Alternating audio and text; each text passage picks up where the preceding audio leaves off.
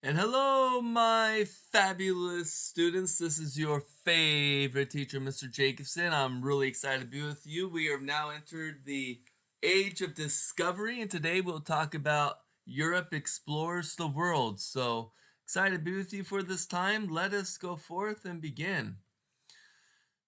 So it's important to understand that there was kind of like a perfect storm that occurred in a shorter period of time, which really allowed for the age of exploration and more importantly, allowed it to happen and incentivized explorers and countries to fund these explorers to go out and explore and to get to the east.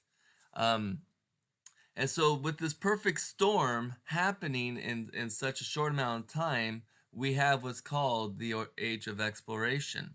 So, the first thing is there was a political geography of Asia and Asia Minor. It changed dramatically.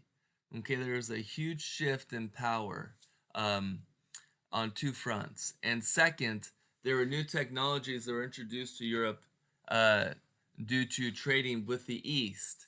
And so, because of these two things, with new technologies and a shift in political boundaries and kingdoms, there becomes this need for the age of exploration. So, first off, as you've read, in the Middle Ages, Europeans began buying vast amounts of spices and silks and other goods from Asia. If you remember, we learned about those things, especially during the Crusades. People brought back these spices and other things from the East, and people developed a taste for them. In the 1400s, however, it became harder to get those goods. First of all, the Mongol Empire had collapsed. The Mongols had kept the Silk Road running smoothly. When their empire collapsed, local rulers along the Silk Road imposed new taxes on merchants. This made Asian goods more expensive. So, if you remember from Marco Polo times, and he kind of opens up the way for the West and the East under Kublai Khan and the Mongolian Empire to establish a trade agreement, and the Silk Road was reopened, going across through the empire. Once I see how huge this empire is. So you travel in this empire one time, you pay taxes one time. And that was good because it was less money coming out of your pocket, which meant more profit for you when you finally sell your product. However, when the Mongolian Empire breaks up, it's going to break up into many different kingdoms, some big, some small. And every time people pass through the Silk Road into a new kingdom, they have to pay another tax. And so you could pay, it caused the price of goods to go up. And if the price of goods are too expensive, people aren't going to buy them, unfortunately. So that's the first one. Second, the Ottoman Turks conquered the Byzantine Empire and blocked the Italian merchants from entering the Black Sea. The Italians had trading posts on the coasts of the Black Sea where they brought goods from Asia. Now they could no longer reach them. They had to trade with the Turks instead, and this drove prices even higher. So the Turks conquer the Byzantine Empire and a little bit more, and this is the area where the Byzantine Empire was stationed right here in what's modern day Turkey, which is also known as Asia Minor. And trading through the Black Sea was a very common practice. And there are many cities along the Black Sea here that many people from the West would trade with, but with the Turks now in charge, it made it harder to trade, and thus the price went up, and it became less. You couldn't really turn a good profit.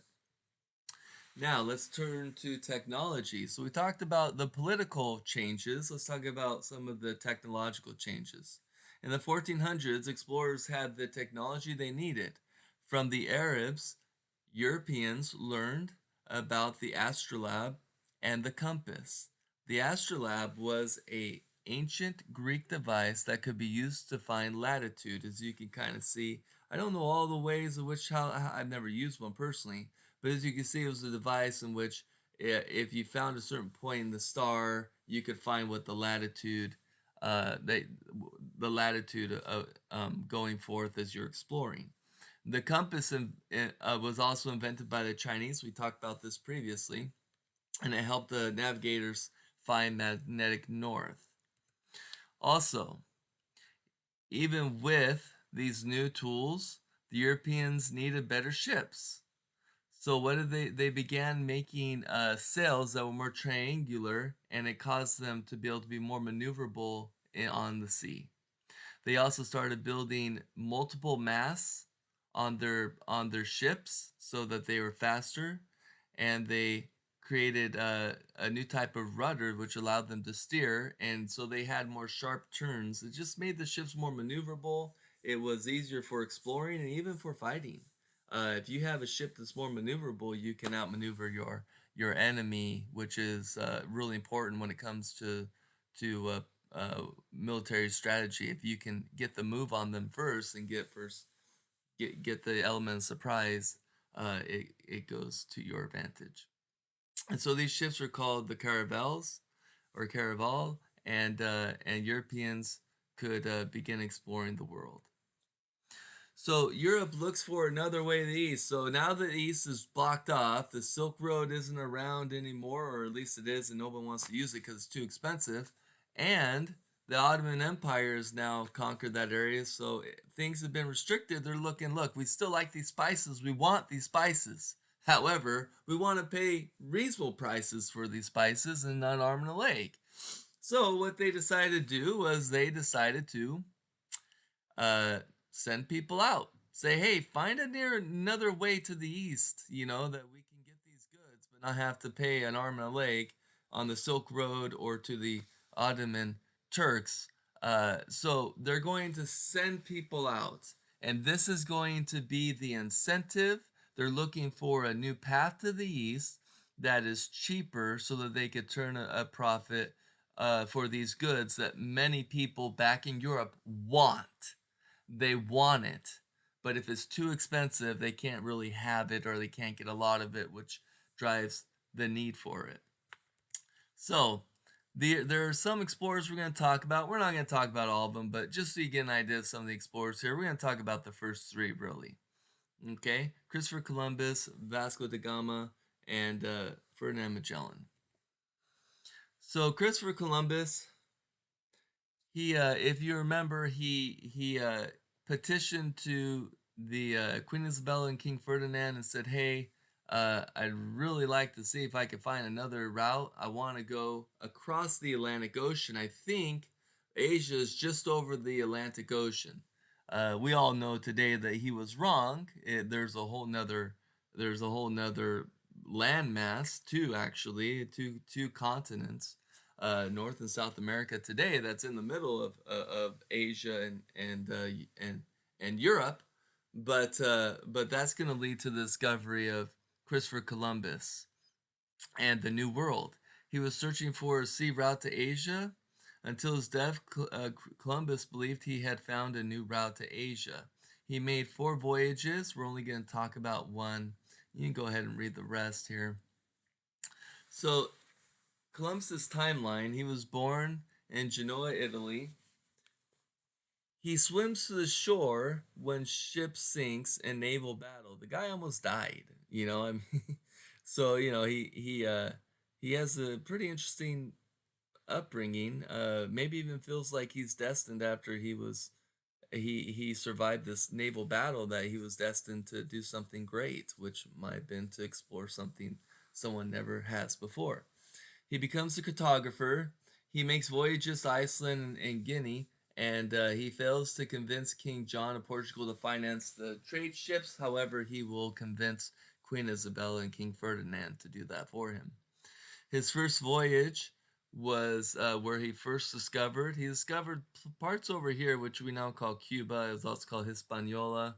Um, it wasn't actually mainland America, what we know today. He discovered more of the islands that were near that in Florida and Central America, but that's going to open up a huge amount of people wanting to explore this new region that he found, which when he got there, he called them Indians because he thought he'd found India because they had dark skin. And we all know now today that they weren't Indians from India, but Indians from the New World, which we sometimes refer on the American in the United States as the American Indians. Another person we want to talk about is Vasco da Gama. He was a Portuguese explorer who reached India in 1498. So Vasco da Gama said, okay, um, what if we went around Africa? What if we went around the horn there and then came back to India? Is that possible? So he decides to, instead going west, like Columbus did across the Atlantic Ocean to get to Asia, he decided to go all the way south down at the bottom of Africa and then whip right back up. And I have a map for you on the next slide so you can get a better visual. Okay, and he was actually pretty successful. So take a look here. We have Vasco da Gama. He leaves in Portugal. He comes down. He comes around. He goes all the way around the Cape of Good Hope, and then he comes up, and then he cuts over to India. Um, Took a while, but it was done. And he proved that we could actually get to India. It might take a little longer than it was to go through the go this way through the Silk Road, but it can be done. So that was an important discovery. And then Ferdinand Magellan, he was the first explorer to circumnavigate the world. Magellan did not make the entire trip, unfortunately. He was killed in a battle in the Philippines. His ship continued to finish the voyage. Magellan took 270 crew members, but only 17 returned to Spain, so it wasn't exactly a glorious voyage. But it was a voyage that proved something very important, that the world was in fact round, that you could, if you went far enough and around enough land, you could get over to Asia and then back home if you kept going, if you knew the routes. So looking here, okay, he leaves Europe. He decides to go down and around and swoops under South America. And then from here, he does something that no one has done yet. He crosses the Pacific Ocean. Nobody, to our knowledge of history, had done this before. And not only does he cross Pacific Ocean, he finds it to be a lot more calmer than the Atlantic Ocean, he says. Now, the hardest part of the trip, according to the journals, is this part right here. Do you see this long line? He is going to go across the Pacific, and it's going to take many, many, many, many days and many, many months. He's eventually going to get through here. A lot of people died going this way, and eventually he's going to come here. He's going to get to a place called the Philippines, and this is where he's going to die. And then his, well, the next captain would be Sebastian de Cano. And then Sebastian Cano is going to go through areas which they're a little familiar with now. This is the East Indies area, okay? Europe is familiar with this area. So once he got across here, now they kind of knew, okay, wait a minute, we know where we're going now because we know other people who've gone this way before. So as you can see, the hardest part of the journey was after South America across Pacific Ocean until they got to around the Philippines area. And unfortunately, Ferdinand Magellan, he never made it back home, but he did something that was pretty brave. Not a lot of people were willing to do what he did. The fear of the unknown was too paralyzing for them. And that's pretty much it. So that's the end of this webcast. I'm looking forward to discussing this with you when we get back.